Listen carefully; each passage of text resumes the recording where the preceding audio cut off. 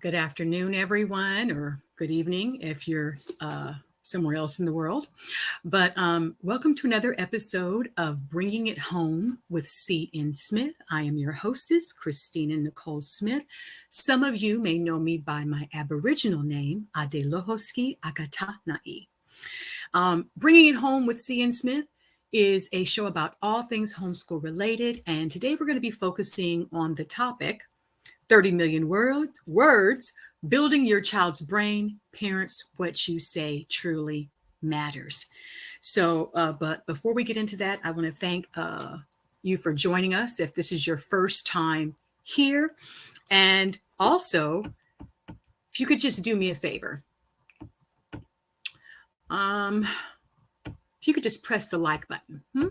Press the like button on your way into the room. And, ooh, look at that. There you go. If you could just press the like button and subscribe button if you feel like you're enjoying the content. Okay, so let's just move on and revert back to the topic. And then I'm also going to be sharing my screen. So just give me a moment here. Let's see. I'm going to go to present, share screen.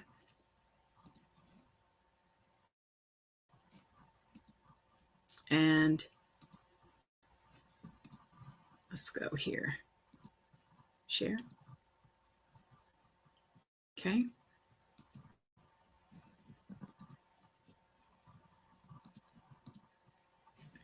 So I don't know what you guys are seeing actually. I don't know if I'm doing this correctly. Nope. That's wrong. Let's try this one. Try this layout. There we go. Okay. And so this is the book I'm going to be reading out of.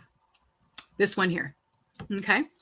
It's 30 million words. I'm going to be sharing pages 42 through 49. And the reason why this is important is because, again, we're talking about building your child's brain.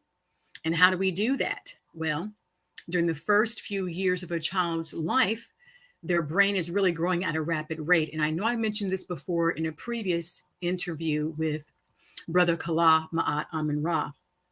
And we talked about that. And so the parent talk, right? We're the child's first teachers, mothers, right? But fathers too. And we're going to talk about today the quantity and quality of the chit chat we do with our children. So I'm going to start reading from this book. And again, as you can see on the screen, it's 30 million words. I just checked this out from the library. So maybe your library has this book too. But I'm going to start from page 42. Hart and Risley's book, Meaningful Differences, in addition to addressing the quantity of words, identifies their functions, which they label business talk and extra talk. Business talk got the work of life done and moved life forward. Extra talk was the spontaneous chit chat, which was the icing on the cake kind of talk. So examples of business talk is like, get down, put your shoes on, finish your dinner. And extra talk is like, oh, look at that big tree over there. Ooh, this ice cream is delicious, isn't it? Who's mommy's big boy? Things like that, okay? Now, it was Hart and Risley who were instrumental in giving extra talk, the chit-chat of life, the attention it deserved. Until then, except for prescient social scientists like Harvard professor Catherine Snow, no one thought twice about the mother babbling to her 2-year-old about the juicy red apple going crunchity crunchy while he's eating it, or the off-key chant while she's changing her baby's diaper, who's mommy's sweet baby? Yet, this was where Hart and Risley found a significant difference in children's early language environments. Okay, now this is very key. All children from every socioeconomic level had to get the work of life done. That is, they had to learn how to sit down, go to sleep, eat dinner, things like that. But not all children experienced the spontaneous banter, the fun give and take that seemed to have an extraordinarily rich effect on the development of the child. Something else also became apparent.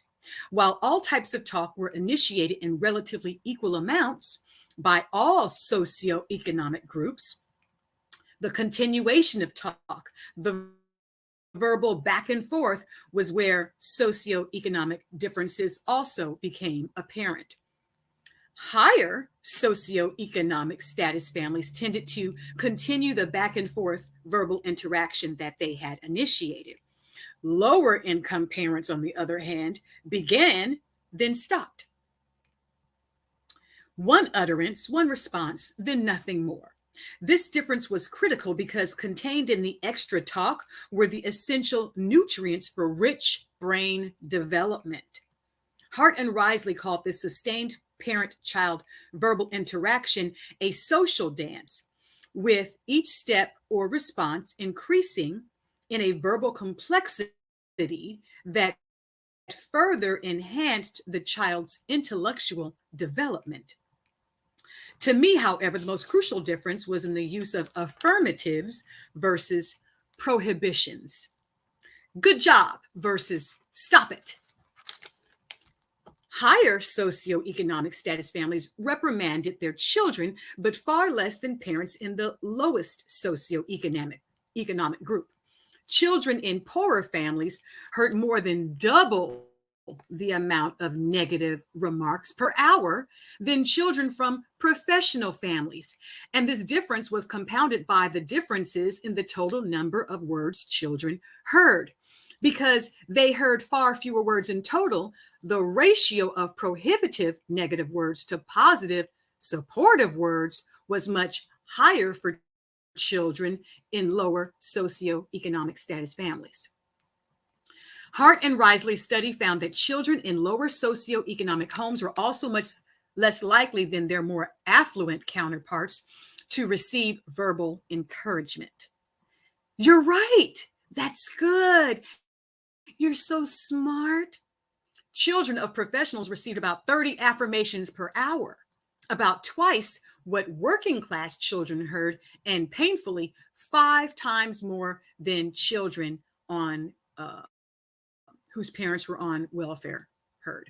Okay, now I'm going to stop right there because that's a major, major difference. Now, I remember when I was growing up, these were things that people didn't know. You always had, I'm sure we each know somebody that is, like when we were growing up, that was somebody was always negative, or there was a family member that always had something, to talk about. Oh, you look like this, your head is big, what's up with those shoes?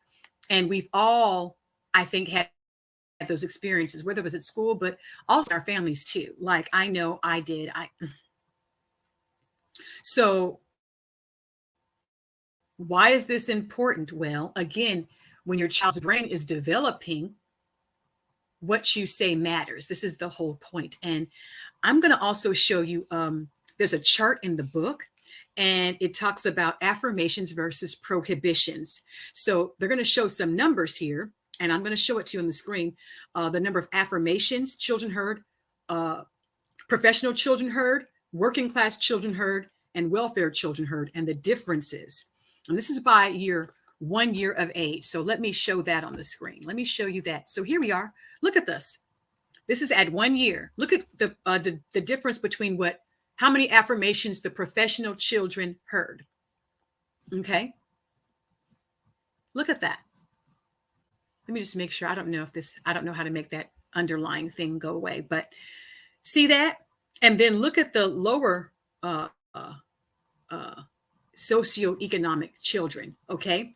They heard 26,000 affirmations, but 57,000 prohibit. Oh, you can do that. Don't do that. And I think it's getting even worse now. Okay. Because if you think about, like when you go out to the store, you probably see children with their face in a screen. So how much talking are they really hearing from the parents? Okay, so they always have a device in their face, and you just, if the parents are just putting the device in their faces, but they don't understand or are paying attention to the quality of information their child is receiving, that's a problem. That's a serious, serious problem, especially when they're brain developing. Okay. Let's see. Okay, so we're going to talk about this now. This is in 1 year, right? Now look at what we see by the time the child reaches 4 years. So the professional children heard, there we go. I figured it out. So the professional children heard 664,000 affirmations. The welfare children only heard 104,000 affirmations, but 228,000 prohibitions. That's like over twice as much. So do you kind of see? And I also, there's no judgment here, but I think what's happening too is people who are in a lower socioeconomic status are usually, in a lot of times, they're like in a survival mode. You know what I mean? They're not in a mindset of like thriving many times. And so because of that, there may be a lot of negativity that's coming out of them because they feel negative because you're in a survival mode.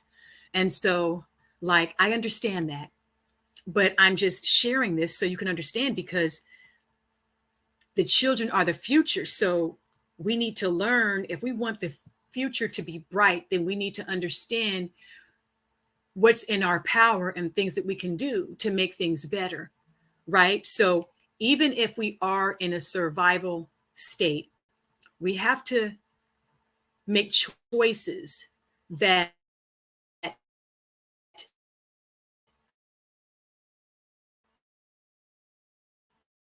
get us from out of that.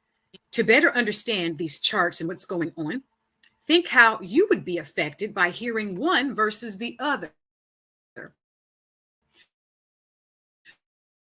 What is it like to hear again and again that you're wrong? That is hard to overcome, no matter how much your parents in fact love you. Okay. And so let's just keep it real. That's a very accurate statement. Think about how just now as an adult, they're still trying to peel that and trying to make different choices because, right, it gets in your head, you know. So these are things that we have to overcome. So proof of this is the belief gap. So Shane Evans, the dynamic CEO of the University of Chicago Charter School, said the belief gap is a key factor in the lack of achievement in children of poverty. And it's the result of the relentless reconfirmation, especially when it's someone you're expected to believe. How much will you think you're worth? And Shane Evans says it's what these are, not just from their parents, but from the school systems, teachers, and society itself. It's for us to create a new normal for these students. Okay, so that's an important point, right? So the parent talk, and then again, this is why I want parents to hear this, and hopefully for the sake of the children, because we're the first teachers, so we have to take responsibility. So again, if you're putting your child in the school system, and we know that in a lot of in these areas where it's majority so-called Black, right? What's it like in these schools? I just did a post the other day about schools in California and some in Maryland, where, I mean, they have the lowest illiteracy rates in the country, and they're just passing these children on. And there's other reasons why they're doing that. And so actually, we have the power to change the trajectory of a child's future just by speaking words, life-giving words to the children. Okay, let's move on. Important points. While the disparity between the highest socioeconomic families and welfare families is dramatic, it's important to recognize that the Hart and Risley study showed that disparities exist in a step-by-step gradation, starting with the highest socioeconomic families, with incremental declines down to middle, then lower income families, then culminating with the startling difference in welfare families. While the difference between professional and middle income families was not the extreme of 30 million words, it was nonetheless a significant 20 million. So we're talking about just the words, the variation of words that a child hears from the moment they come out of the womb. What the quantity of words and the quality. Okay. It's also too important to stress that while we are talking about 30 million words, we are not talking about 30 million different words. That would be an extraordinary feat, considering that Webster's third New International Dictionary has only 348,000 entries, and the latest Oxford English Dictionary only 291,000. Rather, what we are talking about is the total number of words spoken, even those words that are repeated. So again, the child's brain is developing, they're laying down new neural pathways. And so they need to hear from you parents. They need to hear from us. Yes. Hart and Risley were pioneers in a world that could have easily dismissed them. What they became, however, was the first sentence in an important scientific narrative on the impact of early language on a child's life and the critical disparities between children from advantaged backgrounds and those born into poverty. Ultimately, Hart and Risley fulfilled their original goal to show what was needed in a well-designed intervention, beginning at birth, to grow up safe and productive, fulfilling their potentials and changing the course of their lives. So they're giving props to these guys. We'll move on. The brain and language processing speed. Why didn't the children in the Juniper Gardens project improve academically? So this is at the beginning of the book, okay? The language processing research of Anne Fernald, professor at Stanford, suggests a profound reason for this. The 30 million word gap she has shown is really about the brain and its development. When Hart and Risley poured vocabulary into the children of Juniper Gardens, they seem to have found a way of improving their poor school prognosis. At first, the project looked very promising, but only at first. Ultimately, the children were no different from the other at-risk children entering school. What Hart and Risley did not yet understand and would not understand until they had completed their study, that children, although only 4 and 5 years of age, had already been negatively affected by a poor early language environment. Could be poured into their brains. Those words could not improve their ability to learn. Why? Because the effect of that poor early language environment had been on their brain's language processing speed. Okay, so let's talk about that. What is that? A brain's language processing speed, says Professor Fernald, refers to how fast you get to a word you already know. That is, how rapidly it becomes familiar and makes sense to you. For example, if I showed you a picture of a bird and a picture of a dog and asked you to look at the bird, how fast would you look at the bird instead of the dog? Okay.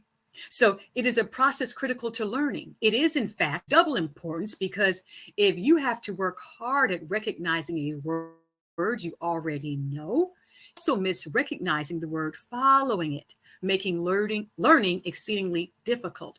So that just goes to comprehension when you're reading and listening to words. But again, a child's brain is developing so rapidly from as soon as they get out of the womb. The more you talk to them and just read whatever, these little board books, just start reading to them. And so then pretty soon, if they just keep hearing these words over and over again, they will have a better language processing speed. And so then when you hear new words and you hear the context of a sentence in which this new word is being introduced, due to the child's brain language processing speed, they'll be like, I think I kind of get a gist of what that word means. So understand, waiting to just say, okay, well, they're going to learn everything they need to learn once they get into school. I don't have to do all that. They'll just take care of everything. you're really putting your child at a disadvantage. You must read to them. You must introduce lots of new words as best as you can, and just talk to them.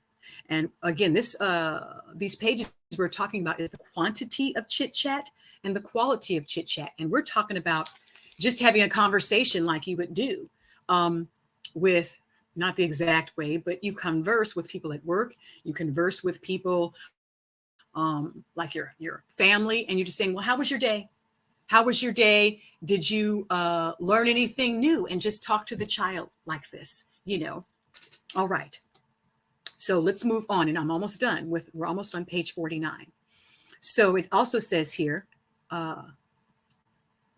okay, so how fast would you look at the bird instead of the dog is where we left off. So it is a process critical to learning. It is, in fact, of double importance, because if you have to work hard at recognizing a word you already know, you also miss recognizing the word following it, making learning exceedingly difficult. A prime example is conversing in a foreign language that you kind of know. Anne Fernald gives the example of an American student who visits France after having aced her French course. All A's, in fact. As she's conversing with someone from Paris whom she's just met, and the conversation is in natural conversational flow, instead of the familiar, easy beat of her professor's speech, she finds she has to hook onto each semi-familiar word to get it. But by the time she's gotten it, the conversation has moved on to another sentence. This is, Professor Fernald says, a prime example of the cost of processing slowly. If you have to concentrate on retrieving the meaning of one word, then all that follows is lost as well. Okay, so I'm going to give you an example of that. Like when I was learning Spanish, when I was in middle school and high school, I learned Spanish, right? And, Spanish is not my first language. English is.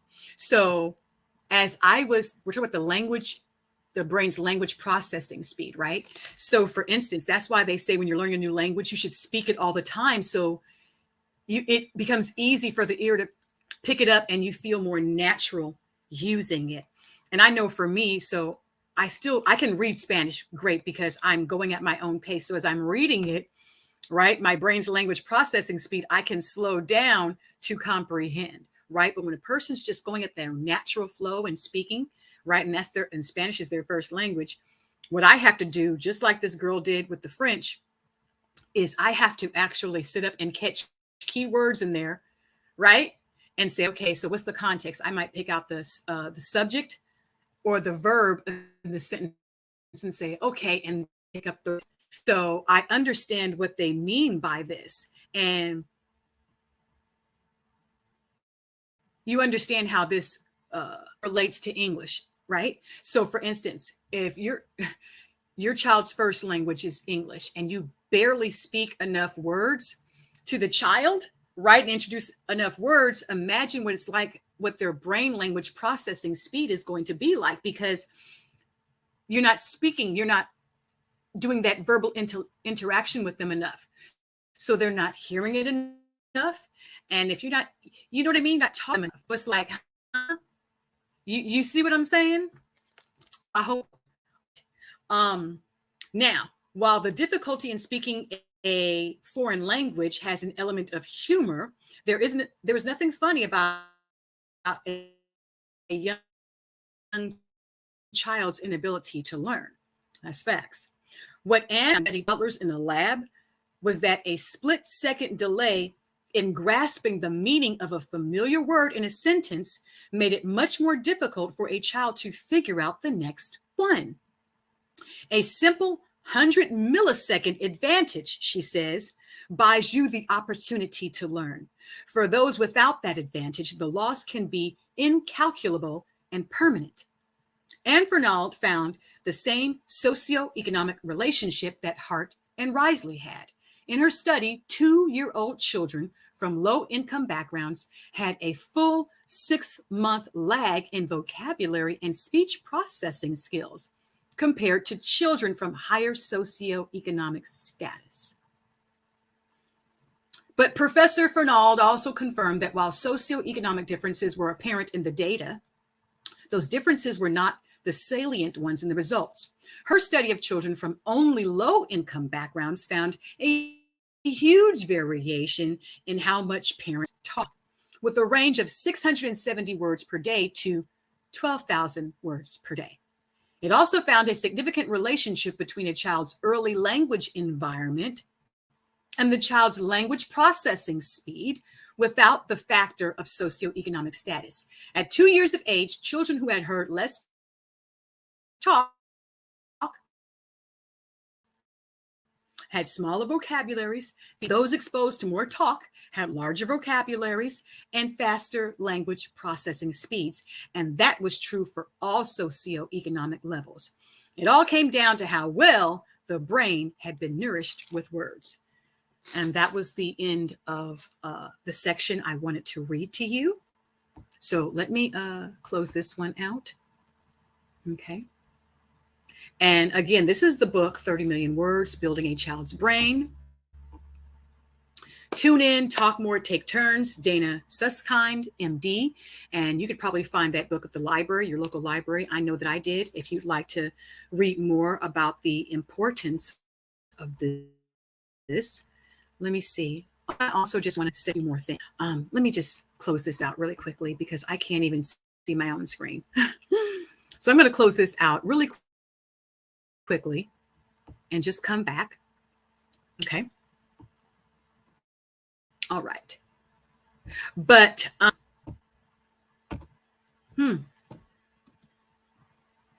okay. So I hope that helped provide some type of insight into the importance of parent talk and why what you say is so important. Okay.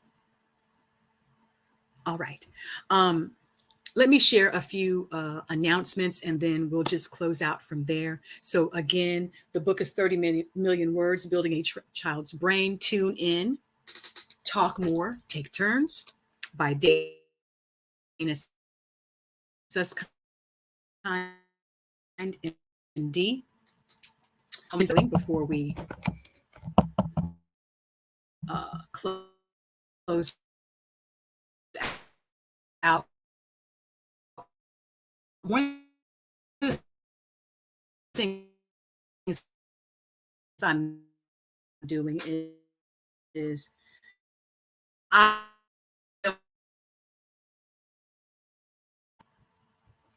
okay, so I'm going to need some assistance. So having said that, let me share my screen and we'll go back. We'll go back. Let me share my screen. Okay.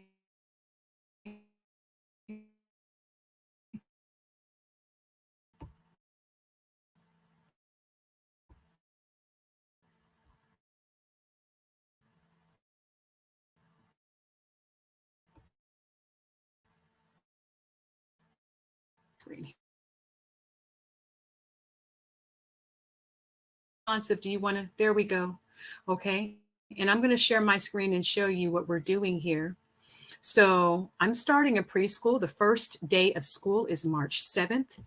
And so if you have a child that's preschool age, ages 3 to 5, I'm starting a preschool, as you can see here. You may have heard of this fine